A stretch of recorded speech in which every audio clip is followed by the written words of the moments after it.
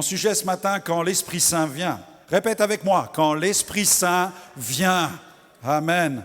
Je recevais à la suite de cette semaine anniversaire des messages, des SMS, des mails. Pasteur Clément m'écrit, c'était un week-end de feu. Merci Seigneur. Shalom. Le frère Luc, un frère qui habite vers le sud, j'étais très richement béni. Moi qui venais juste accompagner mon fils, j'ai tellement reçu, gloire à Dieu. Je suis profondément touché par le succès que vous traversez. Et cette joie, mon Dieu, cette joie, alléluia.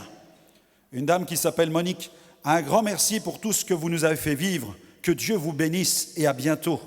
Alléluia. Une autre sœur qui nous écrit, qui nous dit « Ce week-end était vraiment très fort dans le renouvellement, dans la guérison, mais aussi dans la direction pour m'aligner. Merci aussi à chacun d'entre vous d'avoir organisé ces moments. » Est-ce que tu as faim? Est-ce que tu as soif? Moi, je remarque l'une de nos 4 petites filles, Lina, qui est en bas âge, lorsqu'elle aperçoit son biberon, elle devient incontrôlable. C'est incroyable, mais incontrôlable. Elle voit le biberon. Dès qu'elle le voit, on ne peut plus la contrôler. Elle a faim, elle a soif. Alléluia. Et Jésus a dit, recevez le royaume de Dieu comme des petits-enfants. C'est ce qu'il nous dit dans sa parole. Laissez venir à moi les petits-enfants, car le royaume des cieux, le royaume de Dieu est pour ceux qui leur ressemblent. Reçois le royaume de Dieu comme un enfant. Regardez ce que Jésus dit. Prenez votre Bible dans Luc 11, 9 à 13. Luc 11. Jésus dit, demandez et l'on vous donnera. Cherchez et vous trouverez. Frappez et l'on vous ouvrira. Car quiconque demande reçoit, celui qui cherche trouve. Et l'on ouvre à celui qui frappe. Quel est parmi vous le père qui donnera une pierre à son fils s'il lui demande du pain? Ou s'il demande un poisson, lui donnera-t-il un serpent au lieu d'un poisson? Ou s'il demande un œuf, lui donnera-t-il un scorpion? Si donc méchant comme vous l'êtes, vous savez donner de bonnes choses à vos enfants, à combien plus forte raison le Père céleste donnera-t-il le Saint-Esprit à ceux qui le lui demandent? Amen. Alléluia. On peut demander au Père, on peut dire, Père, envoie-nous le Saint-Esprit. Ce n'est pas une prière interdite. Vous savez, j'ai entendu parfois dans la vie de l'Église des discours hostiles au ministère du Saint-Esprit. On nous dit, il ne faut pas demander le Saint-Esprit, il ne faut pas rechercher le Saint-Esprit, il ne faut pas parler au Saint-Esprit. C'est comme si c'était dangereux de parler à Dieu. Mais la Bible dit, le Seigneur, c'est l'Esprit. Et si tu parles à l'Esprit de Dieu, tu parles au Seigneur. Et si tu dis, Saint-Esprit, viens, tu dis au Seigneur, Seigneur, viens. Amen. Mes amis, il y a tellement de gens qui parlent aux démons dans la société. Des voyants, des guérisseurs, des magiciens qui s'adressent aux démons. Et nous, les chrétiens, nous ne pourrions pas nous adresser au Saint-Esprit. C'est une folie de ne pas vouloir inviter le Saint-Esprit dans nos rassemblements. Et notre prière ce matin, c'est que le Saint-Esprit vienne et qu'il vienne parmi nous. Et Jésus dit, si tu demandes le Saint-Esprit, tu ne vas pas recevoir une contrefaçon. Amen. Un enfant, il a confiance en sa maman, en ce que sa mère lui donne. Il accepte simplement, goulûment. Il prend ce que sa mère lui donne. Il avale jusqu'à satiété. Et moi, j'aime bien prendre les bébés quand ils viennent de finir le biberon. Mon fun, c'est de leur taper sur le dos et d'entendre le rototo. Amen. Alléluia. Et moi, j'aime bien que les chrétiens soient remplis du Saint-Esprit à tel point, quand on les prend dans les bras, ça fait « Oh, merci frère. Alléluia, j'ai reçu ta présence ce matin. » Amen. La présence de Dieu, elle est extraordinaire. Si tu demandes le Saint-Esprit, le Seigneur va te bénir. Et je prie que chacun d'entre nous, nous grandissions dans le discernement au sujet des manifestations du Saint-Esprit. Que nous ne soyons pas frileux avec le ministère du Saint-Esprit, mais que nous grandissions dans la connaissance du Saint-Esprit. Lorsque quelqu'un se manifeste, qu'il tombe par terre, qu'il pousse des cris, que nous ne courions pas pour chasser un démon tout de suite. Ce n'est pas toujours un démon lorsque quelqu'un tombe et pousse des cris. Ça peut être une vieille souffrance qui remonte à la surface. Ça peut être un horrible péché avec lequel la personne est en train de se débattre. Mais automatiquement, dans certains milieux, dès qu'il y a un cri, c'est un démon. Non, il nous faut apprendre à discerner ce qu'est en train de faire le Saint-Esprit. Alors nous sommes à l'école du Saint-Esprit qui est en action. Alléluia. Quand il y a des moments forts comme ça où le Saint-Esprit vient, où des gens tombent, il y en a qui ont l'impression qu'il faut faire tomber les gens pour qu'ils reçoivent le Saint-Esprit. Non, il faut prier pour eux. Et souvent, les gens tombent alors qu'ils n'y pensent même pas. Ils tombent et tu découvres devant toi que des gens sont en train de tomber parce que leurs jambes les lâchent et ils reçoivent l'onction du Saint-Esprit. Et nous avons besoin justement de grandir dans toutes ces choses pour que chacun reçoive avec grâce ce que fait le Saint-Esprit. Et nous sommes tellement gentils que nous avons des couvertures, nous avons des petits coussins, pour que chacun puisse vivre un bon moment, j'appelle ça le carpet time, un moment sur le carpet, un moment par terre, comme nous disaient des témoins. Vous savez qu'on a eu une soirée Gospel Vision Worship il y a quelques jours. Le but, c'est une soirée louange, et j'avais pensé apporter ce message-là. Et puis, j'ai demandé à quelques-uns de témoigner. Le groupe est descendu en entier, groupe de louanges. Ensuite, dans la salle, j'ai invité ceux qui voulaient rendre témoignage. Et de fil en aiguille, comme cela, jusqu'à pratiquement minuit, nous avons entendu des témoignages de la manifestation de la gloire de Dieu. Et certains nous disaient dans leurs témoignages, maintenant, je connais le sol devant l'estrade à plusieurs endroits, parce qu'ils ont tellement été visités par la présence de Dieu. Amen. Soyez en sécurité là où il y a le Saint-Esprit. Accueillez la présence du Saint-Esprit. Vous n'êtes pas dans une église, on vous dira, mais qu'est-ce qui vous arrive? Non, on est là pour que vous puissiez recevoir de plus en plus la présence de Dieu et connaître le Seigneur dans son intimité. Amen. L'être humain réagit à l'action de l'Esprit. Vous savez, l'être humain, je pourrais le comparer à un corps, une âme et un esprit. Vous êtes un entrelacement de corps, d'âme et d'esprit. Et quand l'Esprit de Dieu vient et qu'il commence à travailler au-dedans de vous, eh bien, il vous visite profondément dans l'esprit. Et il y a une résonance jusque dans votre âme. Et même jusque dans le corps. Parce que lorsque l'âme est submergée par ce qui se passe dans l'esprit, eh bien, le corps est comme déconnecté. C'est pourquoi des gens vivent des visitations profondes par le Saint-Esprit. Dans l'histoire des réveils de George Whitefield, de Charles Finney, de Jonathan Edwards, de tous ces gens qui ont été utilisés par le Saint-Esprit, vous lisez tous les récits, vous voyez des gens qui tombent, des gens qui rient, des gens qui s'effondrent, des gens qui pleurent, des gens qui courent, des gens qui se sauvent, des gens qui sauvent du lieu de réunion, des gens qui se précipitent devant l'estrade pour se repentir, des gens qui ont des visions de l'enfer, d'autres qui ont des visions du ciel. C'est la manifestation de la gloire de Dieu. Mais cela nous prouve que le Saint-Esprit est à l'œuvre, que le Saint-Esprit est là. C'est l'ordre divin. Il n'y a pas plus de désordre. Il n'y a pas plus désordonné qu'une église où plus rien ne se passe, où les gens sont assis en rang d'oignons, ne reçoivent rien. Les gens diront, oui, c'est ce que la Bible dit, faites tout avec ordre et bienséance. Mais cet ordre-là, c'est le même ordre qu'il y a dans le cimetière. Il n'y a pas plus ordonné qu'un cimetière. Moi, je préfère une salle d'accouchement. Amen. Alléluia, on a un gynécologue dans l'église, et lui, toute la semaine, il est dans la salle d'accouchement. Et il n'y a pas plus désordonné qu'une salle d'accouchement. Mais regardez l'ordre divin. Vous avez un bébé qui arrive à la surface. Ouh! Et là, tout le monde pleure. Tout le monde pousse des cris de joie. Et vous avez le mari qui fait... Non? Alléluia, il tombe par terre. Voilà. Parce que c'est la gloire qui se manifeste. Un bébé arrive au monde. Mais il y a du mouvement quand un bébé arrive au monde. Ma mère m'a dit, Franck, quand tu es venu, tu es arrivé comme une lettre à la poste. Ils m'ont rattrapé sur le béton. Non, c'est une blague. Alléluia. Et nous allons survoler les diverses manifestations du Saint-Esprit ce matin. Alléluia. Certains enseignent que Dieu respecte trop le croyant pour faire quelque chose contre sa volonté ou quelque chose qui pourrait le déranger. Mes amis, il n'y a rien de plus faux. Quand je prends la parole de Dieu, je vois que le Saint-Esprit n'est pas toujours un gentleman.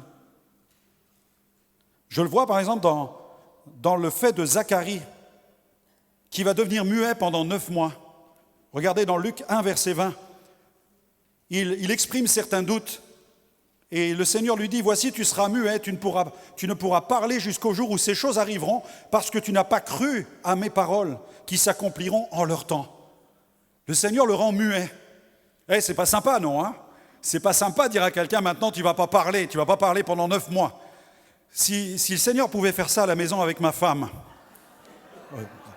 va-t'en. C'est une blague. Il y en a qui saisissent par la foi cette parole. Faites pas les malins, mesdames. Je crois qu'il y a des hommes qui ont dit, oui, pasteur, amen, pasteur. Mais là, c'est un homme, non? 9 mois. Mais quelqu'un dira, oui, mais le Seigneur n'était pas content, c'est normal qu'il l'a frappé de mutisme. Mais regardez, il y a le cas de Paul. L'apôtre Paul, n'a-t-il pas été frappé de cécité pendant 3 jours? Saul se releva de terre, acte 9, versets 8 à 9. Saul se releva de terre, et quoique ses yeux fussent ouverts, il ne voyait rien. On le prit par la main, on le conduisit à Damas, il resta 3 jours sans voir, il ne mangea ni ne but. Mais quelqu'un va dire, oui, mais pasteur, attendez. Saul, il persécutait les chrétiens, le Seigneur, là, Il y en a mis une. Hein. Il a voulu lui montrer qu'il n'était rien du tout. C'est normal, il a frappé de cécité. Ok, d'accord. Mais Dieu est capable. Dieu est capable aussi à un certain moment de ne pas demander. Il n'a pas demandé l'autorisation au théologien appelé Saul de Tarse. Il a frappé de cécité. Et puis, là, on va prendre quelqu'un qui avait toute la faveur de Dieu pour calmer tout le monde ce matin. Hein. Regardez, dans Acte 8, verset 39, il est question de Philippe l'évangéliste qui a vécu la téléportation. Amen. Alléluia. Toujours quelqu'un dans la salle ce matin? Amen. La téléportation. Ça vous dit de vivre cela? La Bible dit, quand ils furent sortis de l'eau, Acte 8, 39, l'Esprit du Seigneur enleva Philippe. Waouh! C'est pas un hologramme, hein? Non, il n'est pas question d'un hologramme, on ne l'a pas vu apparaître là-haut à cause de la technologie. Il est apparu dans un autre village grâce à la technologie des hologrammes. Non, il a été téléporté par le Saint-Esprit. L'Esprit du Seigneur enleva Philippe, l'eunuque ne le vit plus. Tandis que joyeux, il poursuivait sa route. Amen. Gloire à Dieu. Allez, un deuxième exemple. Les 120 qui sont dans la chambre haute, dans Acte 2, versets 3 à 4. Des langues semblables, des langues de feu leur apparurent, séparées les unes des autres et se posèrent sur chacun d'eux. Ils furent tous remplis du Saint-Esprit, se mirent à parler en d'autres langues selon que l'Esprit leur donnait de s'exprimer. Amen. 120 ont été baptisés de l'Esprit collectivement. Le Seigneur n'est pas venu les voir un par un, puis faire l'analyse en disant, vous savez, pour recevoir une bénédiction, il faut faire activer votre foi. On reçoit les choses par la foi. Vous connaissez la théologie de la foi, et c'est important la foi. Jésus disait, va, qu'il te soit fait selon ta foi, etc. Va, ta foi t'a guéri. C'est dans la parole de Dieu, il n'y a pas de problème. Mais dans le cas là de la chambre haute, les 120 se sont mis à part, ils ont cherché la face de Dieu. Je ne pense pas que tous les 120 étaient au top au niveau de la foi. Il y avait des doutes, des interrogations, des questionnements. Chacun devait se dire, mais il a promis le Saint-Esprit. Mais comment ça va se passer? Qu'est-ce qui va se produire quand tout à coup l'Esprit vient et le Saint-Esprit n'est pas un gentleman? Non, les 120 vont se mettre à parler en d'autres langues selon que l'Esprit va leur donner de s'exprimer.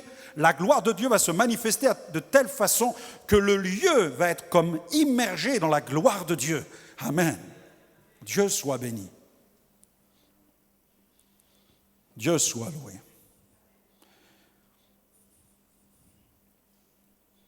Aujourd'hui, je crois que nous voudrions, dans certaines églises, nous voudrions des réveils sous contrôle, raisonnables, acceptables, pleins d'égard à la personne. Mais souvenez-vous de Naaman. Souvenez-vous de Naaman, l'officier syrien qui souffrait de la lèpre. Comment a-t-il été guéri? De quelle façon? Tu vas descendre 7 fois dans le Jourdain boueux et après tu seras guéri. Vous savez, les méthodes de Dieu ne sont pas nos méthodes. Et je crois que l'une des plus grandes résistances à l'action du Saint-Esprit, c'est la fierté. La fierté et la peur. Nous avons peur de Dieu, nous avons peur. Moi, j'ai vécu avec cette peur J'ai vécu les traumatismes de l'occultisme. Donc, je sais ce que c'est que d'être visité par les démons, maltraité par les démons. Et quand j'ai découvert cette église pentecôtiste avec les charismes, j'ai vraiment été interpellé. Parce que je voyais les charismes chez les autres, mais moi, je ne vivais pas encore les choses. Et j'ai commencé à rechercher le Saint-Esprit tout seul dans ma chambre. Et puis la nuit, je lisais la Bible jusqu'à minuit et demi chaque soir. Je me tenais devant Dieu, puis là, à un moment, il y a eu comme une huile qui coulait sur moi. Je sentais quelque chose qui descendait sur moi, mais qu'est-ce que c'était? Et j'ai commencé à avoir des peurs. Et ma langue se tordait dans ma bouche, elle commençait à frétiller, à vibrer. Je commençais à parler en langue, en fait. Mais je ne savais pas. Alors, boum, je mettais la couverture sur ma tête, je disais, dors maintenant, repose-toi. J'avais peur. Et ça n'est que plus tard que j'ai vécu ce baptême dans le Saint-Esprit qui a été incroyable. Alléluia. Mais la peur et la fierté sont les 2 obstacles à l'action du Saint-Esprit. Et la chambre haute a été visitée, mise sans dessus-dessous. Et Dieu soit béni pour les vagues du Saint-Esprit. Lorsque la vague vient, il y a des petites vagues, il y a des vagues plus fortes aussi dans l'histoire chrétienne. Parfois, il y a des vagues qui visitent l'Église et tout au long de l'année, on est béni par ces vagues. Et puis à un certain moment, vous avez une lame qui arrive, et là, c'est phénoménal. Et vous en aurez toujours qui seront là sur la plage parce qu'ils n'aiment pas aller dans l'eau. Ils n'aiment pas la mer, ils n'aiment pas les vagues en fait. Ils aiment bien regarder ceux qui font du surf. Ce sont des spectateurs dans l'église. Et ils voient les vagues qui passent les unes après les autres et après ils s'arrêtent, ils regardent la plage et ils voient tous les détritus qui sont au bord de la plage. Ils regardent les détritus mais ils oublient les vagues. Nous ne sommes pas là pour regarder tout ce que les vagues drainent Nous sommes là pour surfer sur la vague. Nous sommes là pour expérimenter ce que Dieu veut faire. Et non pas simplement pour compter les points. Nous sommes là pour vivre une vraie communion avec le Saint-Esprit qui va renouveler notre vie spirituelle et nous amener dans une communion encore plus profonde où il va devenir notre véritable partenaire dans la vie avec Dieu. Alléluia! Gloire à Dieu! Je préfère cette effervescence du Saint-Esprit. Et en tant que pasteur, je dois assumer l'action du Saint-Esprit. Et la vision du fleuve d'Ézéchiel nous parle du désir de l'Esprit Saint. L'Esprit Saint veut nous entraîner. Il ne veut pas que nous barbotions sur le bord de la plage. Vous vous souvenez de la vision d'Ézéchiel? Il faut que tu entres, tu vas avoir de l'eau jusqu'aux chevilles. Ouh, c'est sensible la cheville, non? C'est là que ça commence, quand on veut aller dans l'océan. On est comme ça, aïe, aïe, aïe, aïe. Puis après, on va un peu plus loin. Et c'est où la zone la plus sensible? C'est derrière les genoux, derrière les genoux. Ouh, hein? Puis après, c'est les reins. Moi, des fois, je ne m'interroge pas. Je suis sur le bord de la plage, je fais mon signe de croix et je cours. Je préfère le choc que de passer comme ça un quart d'heure comme certains. Ils passent toute l'après-midi sur le bord de la plage comme ça. Puis dès qu'ils voient une méduse, alors là, ils oublient l'océan à cause de la méduse. Ils voient un petit crabe, et on dirait qu'ils ont vu un barracuda. Non, c'est incroyable. Jette-toi à l'eau. Et avance en pleine eau. Premier point ce matin, quand l'Esprit vient, nous sommes gagnés par une joie exubérante. Amen. Nous sommes gagnés par une joie exubérante. Preuve en est la parole de Dieu. Psaume 18, verset 33. Amen. Psaume 18, verset 33. Celui qui est gagné par une joie exubérante, eh bien, il tape des mains, il danse, il saute de joie. La Bible nous dit dans Psaume 18, verset 33, « Il rend mes pieds semblables à ceux des biches, et il me place sur mes lieux élevés. » Amen. Dis à ton voisin, même s'il ne ressemble pas à une biche, dis-lui, Dieu veut que tu sautes comme une biche. Amen. Je vois qu'il y en a qui commencent à rire, hein? Parce que tu ne l'imagines pas sauter comme une biche. En fait, tu es en train de lui dire que tu aimerais qu'il saute comme une biche, mais quand tu le regardes, tu as l'impression de voir un orignal. Tu dis, tu ressembles plus à un orignal qu'à une biche. Mais le Seigneur nous dit qu'on saute comme des biches. Alléluia. Et j'ai été témoin dans une église. Un homme qui n'était pas baptisé de l'Esprit, il le recherchait depuis 8 ans. Une grande carrure. Vraiment la taille d'un rugbyman. Et on avait un mouvement de l'Esprit dans cette église de l'Est. Et il vient sur le devant, je mets ma main sur lui, Seigneur, bénis-le. Et tout à coup, le gars commence à sauter comme un cerf, comme une gazelle. Là. Il saute sur place, et vous savez ce qu'il fait? Il part dans l'église comme une toupie. Et je vois les gens, et on ne pouvait plus l'arrêter, c'était extraordinaire. Et il y avait 2 pasteurs avec moi, et les 2 pasteurs partent, et ils ont commencé à vouloir faire un plaquage. Ils ont sauté sur lui pour le maîtriser, mais le gars était tellement grand et tellement fort qu'il a embarqué les pasteurs avec lui dans les rangs. C'était incroyable. La puissance de Dieu qu'il a saisie à ce moment-là. Cet homme était baptisé du Saint-Esprit, mais en même temps une joie qui était là exubérante. Psaume 98, verset 4, la Bible dit « Poussez vers l'Éternel des cris de joie !» Vous tous habitants de la terre, faites éclater votre allégresse et chantez. Est-ce que je peux entendre un cri d'allégresse ce matin? Alléluia. Psaume 98, verset 4. Psaume 126, verset 2.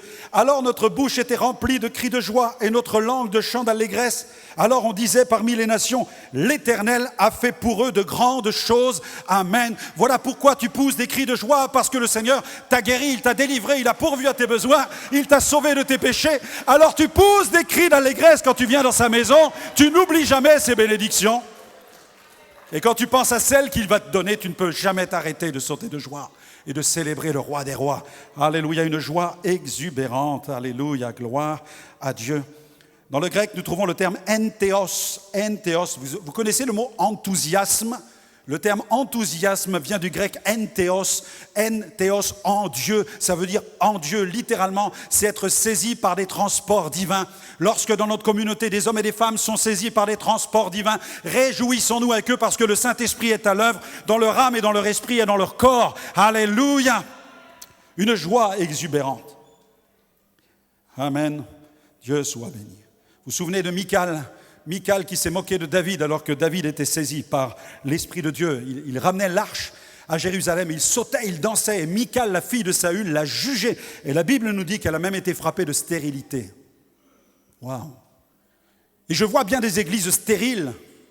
Regardez autour de vous, il y a bien des églises chrétiennes. Dans le christianisme, il y a beaucoup de stérilité, parce qu'il n'y a plus de joie. Le monde souffre, pleure, le monde est triste. Et quand il vient dans l'église, il trouve des gens qui sont tristes et qui se lamentent. Alors que le monde devrait trouver ce décalage. Le monde vit la culture du monde. Mais quand il vient dans l'église, il doit trouver la culture du ciel, la culture du royaume de Dieu. C'est pourquoi il doit trouver dans l'église une atmosphère totalement différente à celle que nous pouvons trouver dans le monde. Amen. Deuxième point, quand l'Esprit Saint vient, certains s'effondrent. Il n'est pas rare de voir certaines personnes s'effondrer comme terrassées, blastées dans la présence de Dieu, comme tasées par la puissance du Saint-Esprit. Je note que certains viennent, et dans bien des pays où je prêche, je vois les gens qui viennent sur le devant, et quand on prie pour eux, certains tombent, j'appelle ça, je dis poliment, ils tombent poliment dans la présence de Dieu. Ils savent qu'ils vont tomber, donc ils viennent et Alléluia, Amen, waouh, c'est tellement bien. Ils aiment bien en fait. Et moi j'aime bien que les gens se fassent du bien. Donc ouais, Alléluia, je t'accompagne, allez, tranquille, vis un moment avec le Seigneur. Amen. Ils tombent comme des plumes. Mais j'ai remarqué aussi que certains, vous priez pour eux et là ils tombent comme du plomb. Boum! Et là ils sont out. Ils sont ailleurs. Ils sont dans un autre monde. Ils sont visités par le Saint-Esprit. Et c'est quelque chose de très fort. Je ne dis pas que les autres ne le sont pas par le Saint-Esprit, mais là il y a une intention divine très forte, à tel point qu'ils sont comme déconnectés et ils sont comme foudroyés dans la présence de Dieu. Et je vois dans la parole, dans Ézéchiel 1, verset 28, Ézéchiel 1, verset 28, au sujet d'Ézéchiel, c'est une image de la gloire de Dieu. Il dit, à cette vue, je tombais sur ma face. Il est tombé sur sa face. Et j'entendis la voix de celui qui parlait. Ézéchiel 1, 28. C'est l'Ancien Testament, mais regardez dans le Nouveau Testament, Apocalypse 1, 17. Quand je le vis, quand il a vu la gloire du Seigneur Jésus, je tombais à ses pieds comme mort. Il tombe à ses pieds comme mort. Il posa sur moi sa main droite en disant, ne crains point, je suis le premier et le dernier. Alléluia.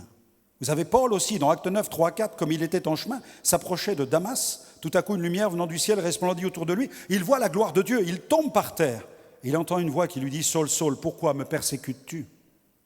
Au moment de l'arrestation de Jésus, dans Jean 18, 3 à 6, Judas, donc, ayant pris la cohorte et les huissiers qu'envoyèrent les principaux sacrificateurs et les pharisiens, vint là avec des lanternes, des flambeaux et des armes. Jésus, sachant tout ce qui devait lui arriver, s'avança et leur dit, « Qui cherchez-vous » Ils répondirent, « Jésus de Nazareth. » Jésus leur dit, « C'est moi. » Et Judas, qui le livrait, était avec eux.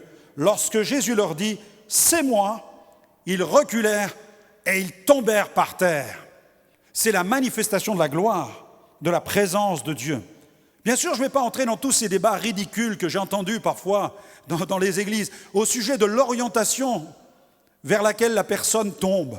Si c'est sur sa face, c'est de Dieu. Si c'est sur le dos, c'est du diable. Si c'est vers Jérusalem, c'est de Dieu. Si c'est vers tel endroit, c'est du diable. Non, ça n'a pas de sens. Quand vous êtes saisi par le Saint-Esprit, vous êtes déconnecté, vous tombez à terre, sur le devant, sur l'arrière, peu importe la façon dont vous tombez. Mais vous êtes ailleurs, vous êtes dans la présence de Dieu. Alléluia. Nous avons une dame à l'Île-sur-le-Doubs, dimanche, qui nous a accueillis. Elle était vraiment une dame d'un certain âge, elle était pleine de feu. « Pasteur Franck, content de vous voir, etc. etc. » Toute la réunion, elle était en feu. Puis à la fin, on prie, recevait tout ça. Puis elle, bam, on l'a retrouvée sur un fauteuil. Et elle pensait qu'elle était en train de mourir, en fait.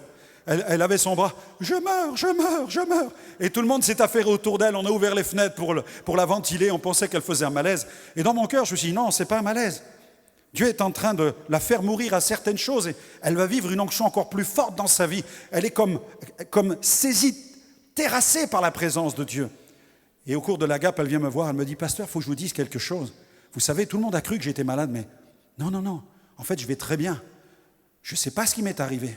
Mais j'ai l'impression que j'étais comme morte à quelque chose et que je vais vivre quelque chose de nouveau. » Je lui dis, c'est exactement ce que j'ai ressenti quand je vous ai vu être visité par la puissance du Saint-Esprit. Vous savez, quand j'en vois qui sont par terre, souvent je m'approche d'eux, je mets ma main sur eux pour voir comment ils vont. Je dis voilà, tout va bien, il est toujours vivant, il est là. Et vous avez la personne, elle est ailleurs, elle est dans un autre monde, parce qu'elle est visitée par la présence du Saint-Esprit. Y en a-t-il ici qui ont déjà vécu ça, un moment où vous êtes complètement déconnecté? Voilà, regardez, des mains se lèvent. Plusieurs ont vécu des moments comme cela. Notre ami qui est là, oui, on t'a vu. Et bam. Moi, j'ai vu un homme en Belgique. Il savait que des gens étaient visités par l'Esprit dans nos réunions. Et quand il est venu, il a dit aux anciens, aux pasteurs, je vais aller l'écouter, ce pasteur-là. Mais je vous dis une chose, je ne veux pas qu'il me touche. Je ne veux pas qu'il me touche et je ne veux pas qu'on me fasse tomber. Il n'y a pas de problème. Il est venu, il s'est mis au 8e rang. J'étais en train de prêcher. Tout à coup, je vois un gars qui se lève, qui court vers moi. Et bam, il se jette sur les chaises. Il roule par terre. Et tout à coup, il est baptisé du Saint-Esprit. C'était lui. C'était lui. Et je lui ai dit, et après, on m'a raconté l'histoire. Je lui ai dit, t'as vu, je ne t'ai pas touché. C'est le Seigneur qui t'a touché. Alléluia, c'est l'action de Dieu. Parce que Dieu veut vraiment nous remplir de sa présence et nous montrer que c'est lui qui règne. Alléluia, gloire à Dieu. 3e point, quand l'Esprit Saint vient, certains expérimentent des moments d'extase. Des moments d'extase. Souvenons-nous de ce moment que Pierre a vécu sur la terrasse de sa demeure, où là il fut comme ravi en extase. On voit bien des bien-aimés qui sont visités de cette manière par le Saint-Esprit et qui vivent une extase profonde, un moment d'intimité avec le Seigneur. Pendant ces moments, nous les voyons submergés par la présence de Dieu. On peut remarquer des larmes, on peut remarquer aussi des tremblements, on peut remarquer aussi vraiment des secousses. Et parfois, ils reçoivent même des visions. Plusieurs nous disent, j'ai reçu une vision dans ce moment de visitation. J'ai vu un jeune, au cours de la semaine de prière, simplement en le touchant, il s'effondrait par terre dans un coin ici, et il était vraiment ailleurs. Et on pouvait lui parler, il n'entendait plus rien, mais Dieu le visitait, Dieu le touchait de manière tellement profonde. C'est l'action merveilleuse du Saint-Esprit. 4e point, quand l'Esprit Saint vient, il y a des éclats de rire. Alléluia, il y a des éclats de rire. Dans Luc 6, verset 21, « Heureux vous qui avez faim maintenant, car vous serez rassasiés. Heureux vous qui pleurez maintenant, car vous serez dans la joie. » Dans la Bible King James, qui est une des Bibles les plus rigoristes des États-Unis, une Bible américaine qui est l'une des plus rigoristes, il est écrit « You shall laugh », vous allez rire en fait, vous allez vraiment rire. Dans les versions françaises, il est question d'être dans la joie, mais dans la version américaine qui est vraiment rigoriste, il est dit « vous allez rire ». Et moi, je vois des gens, quand ils sont visités par le Saint-Esprit, qui se mettent à rire, qui sont visités d'une telle manière. La version Darby, qui ressemble un peu à la King James, c'est vraiment l'effet miroir dans la Bible Darby, version française, où il est dit « Bienheureux, vous qui maintenant avez faim, car vous serez rassasiés. Bienheureux, vous qui pleurez maintenant, car vous rirez. » Alléluia. Et question d'un rire qui est inextinguible. C'est un rire qu'on ne peut pas arrêter.